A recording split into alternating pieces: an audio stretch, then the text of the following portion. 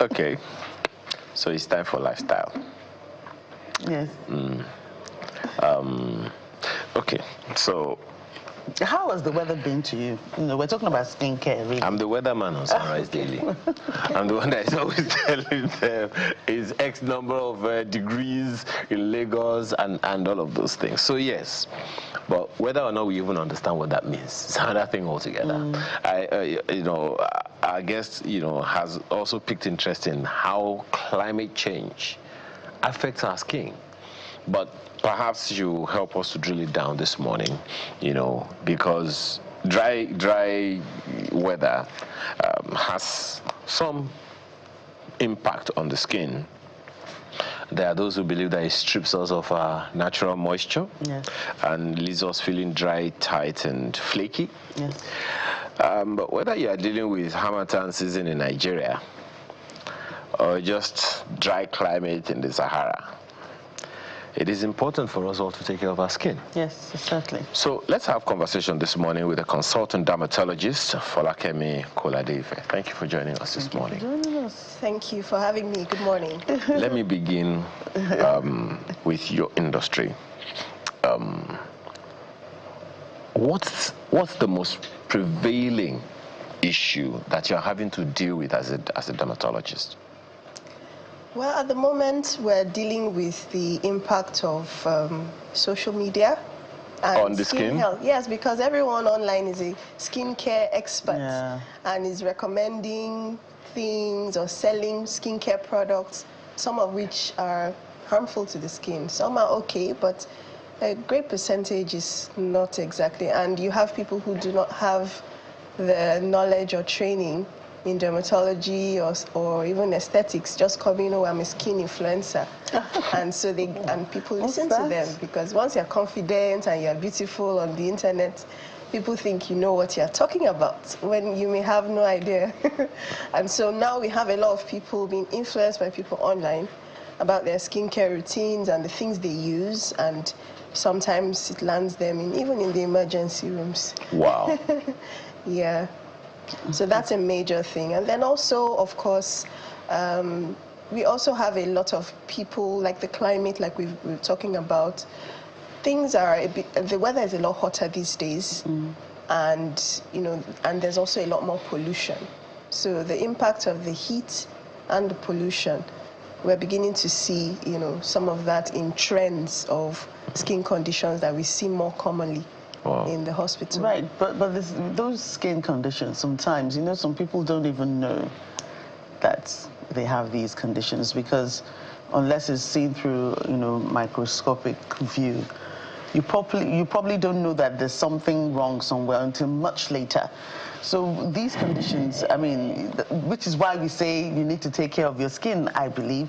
So, what should people, the end between October, November, December, some people say this is the best weather for them, their best time of the year, apart from the celebrations during the season. So, what should people do to ensure they take care of their skin, regardless of what they're seeing or not seeing?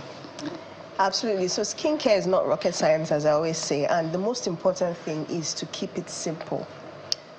You want to cleanse your skin regularly, you want to moisturize your skin, and you want to protect your skin from the sun and from pollution. Those are just the three most essential steps to skincare.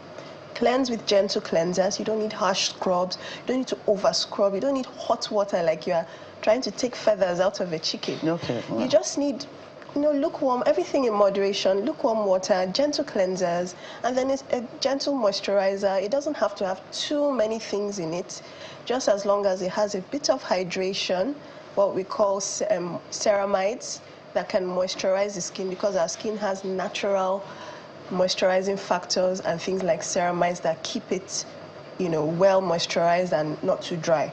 So a cream that helps that is fine. And then sometimes you want to use something with a bit of oil.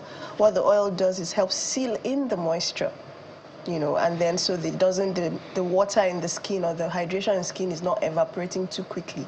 Because if it evaporates too quickly, the skin dries out and becomes itchy. Yeah. And then you want to protect your skin from too much of sun. A bit of sun is perfect for the skin, but too much of sun can cause premature skin aging and can also lead to things like discoloration, hyperpigmentation, melasma. These are conditions that a lot of people are concerned about. So if you use a sun protecting cream and also sun protecting clothing, then you're fine. So cleanse, you moisturize, protect your skin.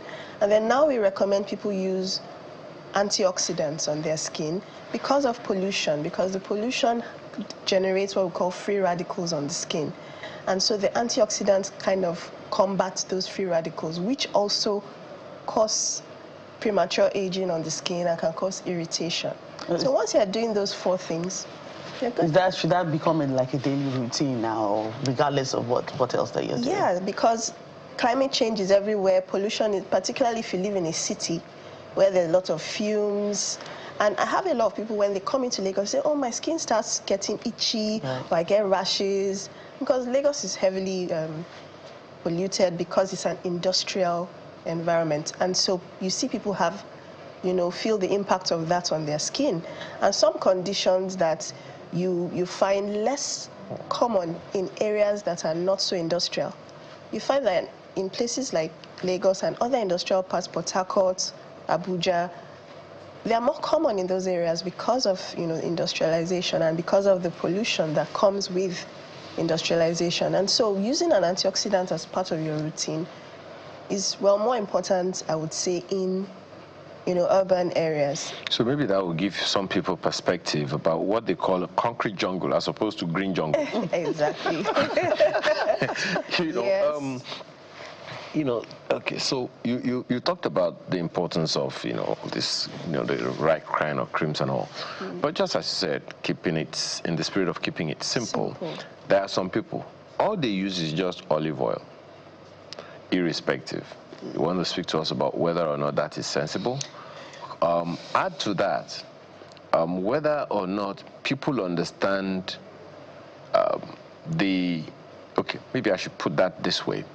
Should we be taking care of our skins different for this weather than for other weathers? Okay, well, the first one about olive oil, I love olive oil, especially for cooking. I'm not really a fan of olive oil for the skin. I think coconut oil is a lot better for the skin. Okay. And I'll tell you why.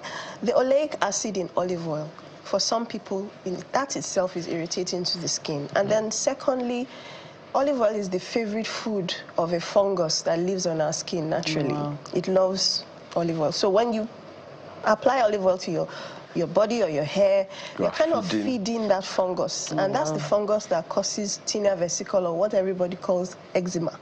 In quotes. So that fungus likes to eat olive oil. So I usually would say, if you want to use an oil, it's fine. I use coconut oil sometimes. Shea butter is also fine, but olive oil, Okay. Yeah. So coconut oil. Yes, and it takes me back to those days. I don't know why we threw all those things away. Maybe, well, in what we call villages now, Adiagmo. Yes, Adiagmo is fantastic. That's coconut oil, right? Yes. Or even the granite oil. Sometimes. But that's one, that coconut that one oil. that has that. Yeah, the smell is something that people don't really like. But I think the smell of coconut is not too bad. They don't like it. Yeah, some people say, oh, I don't like the smell of coconut, I don't like the smell of shea butter, I don't like the smell. Those people they speak English, I mean. That's probably why. So, but as you mentioned, with different weathers, yes, sometimes you have different skin care requirements. I don't think the dry weather has really kicked in Lagos here, because it was raining cats and dogs just 2 days ago. But in some parts of the country, the dry weather has really kicked in, and it probably will still kick in a bit later. When the weather is really dry, it's literally sucking out all the moisture in your skin. And so you do need a lot more moisturization. There are some people that don't use cream, they just have their bath and they're good to go. I have a lot of people I know that say, I don't apply cream. But in the dry weather, you need to apply cream, or you end up looking like, you're like somebody we should not talk about. Yes, you're just all ashy, and because our skin, black skin, actually is found not to retain moisture as much as other skin types. So we do need to moisturize, particularly in the dry weather. And so that's very, very important for the Harmattan period. And then some people say they want to use things like Vaseline or oils. Now, oils will not moisturize your skin, but they will prevent the moisture that is there from coming off. So you need a combination of something that will put water or moisture into your skin. And then you can now top it up with an oil that would probably prevent that moisture from slipping off. Or can you mix the two? You can. Yeah. Or you can have some creams that already have the two, or if you want, you can mix the two. But yes, in the dry weather, we do recommend that people moisturize their skin better so they don't just look ashy and unkempt, because it's not nice to have gray and scaly skin all the time because of the weather. I want to ask a question related to nutrition. But before I go there, I feel like asking you to reiterate the issue you raised about online dermatologists. And I say that because, just as you highlighted, so many people have no idea what to do. But they just see someone talking about it, and the person paid money to be on social media. And so the more you know, repetition brings retention. The more you see the same thing that was repeated, even if it is a lie that is going to kill you, you are tempted to, okay, let me even try whether it's true or not. Before you know what is happening, you are hooked and all. So I'd like you to expatiate further on that, the kind of caution that people need to take, particularly, you know, taking advice from online. Well, unfortunately, we have a culture where once someone is very confident and they speak and they, you know, people just believe, you know, without questioning, does this person have the authority or the knowledge or the expertise to make these proclamations? And then, of course, we are very influenced by celebrities. Once my favorite celebrity says something is the best cream since in the world, everybody falls for it, hook, line, and sinker. And the chances are that celebrity is not even using that cream themselves. They're just promoting it. So we always need to be cautious. And when we are looking at or going through the social media, we need to ask ourselves questions. What is the qualification of this person to make this claim? Is this person is this person a doctor? The person is popular. Is he a dermatologist?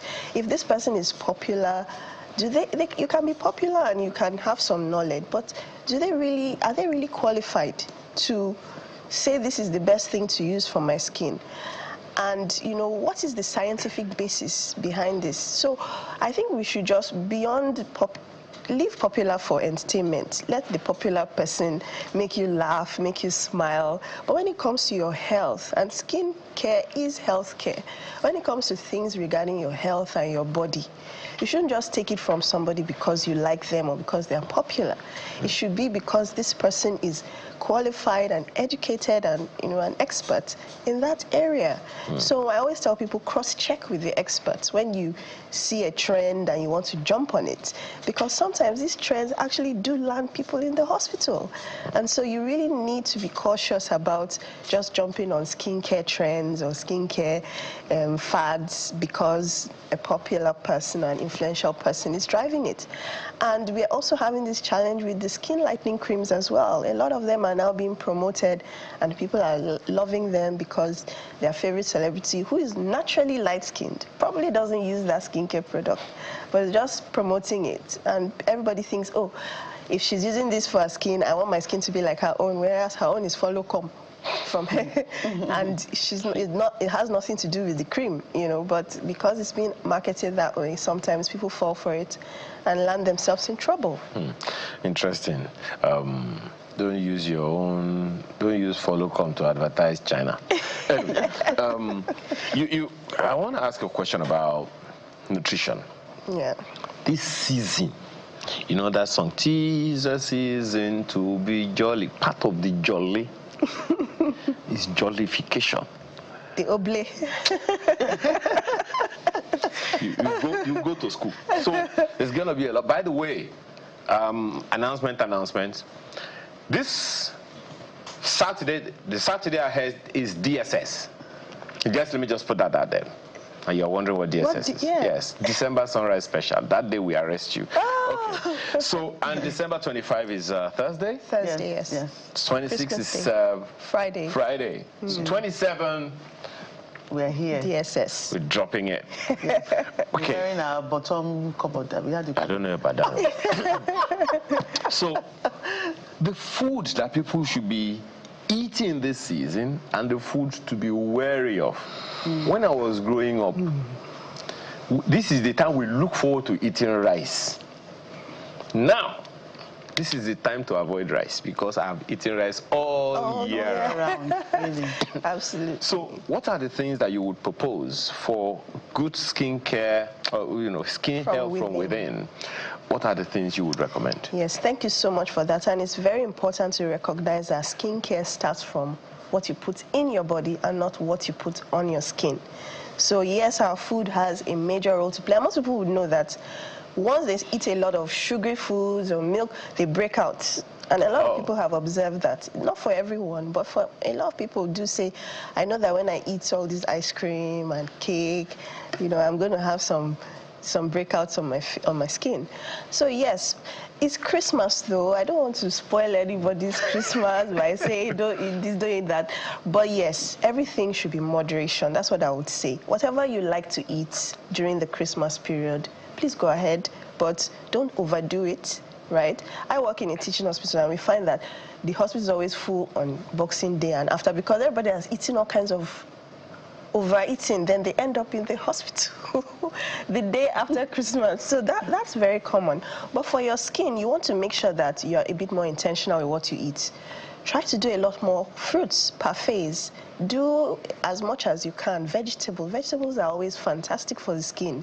So whether you do the continental or the foreign salads, or you do our local efo or soups, which are fantastic, try to inculcate a lot more fiber vegetables because those things are great for the skin. And then lots of water. You want to reduce the sugary drinks and have one as a treat, but don't do like 3 or 4 or 5 sugary drinks in one day because not just your skin, your whole body will be overloaded with sugar. So you want to I would just say moderation, lots of fruits, lots of veggies, and then try to stay hydrated. The weather is usually hot around this time. The next time you come here, madam, you're going to bring your knife. Here is what I mean. There are different kinds of skin types, right? Yes, absolutely. Consequently, people need to be aware, and consequently, they need to take care of those skins from within with what they eat. So you're going to tell us for this skin type what to avoid and what to encourage. And because 2 people may be married, what is the favorite of one is injurious to the other and they don't know. Thank you so much for your time. There are some things that for everyone, you know. So you want to ease up on the sugar, not too much sugar. We know the generic ones. You all talk about the generic ones. We'll go into the nitty-gritty the next time. And just want to wish everybody a fantastic Christmas. Don't end up in the hospital after, though. You will come and give us the statistics the next time. And keep your skin glowing through the Christmas period. Thank you so much for your time this morning. Dr. Folakemi Okolade is a consultant dermatologist. We appreciate your time today. Thank you very much. Okay. So, when we return, what are we doing? We're doing our Artist of the Week, which is usually the home stretch. Find out who when we return.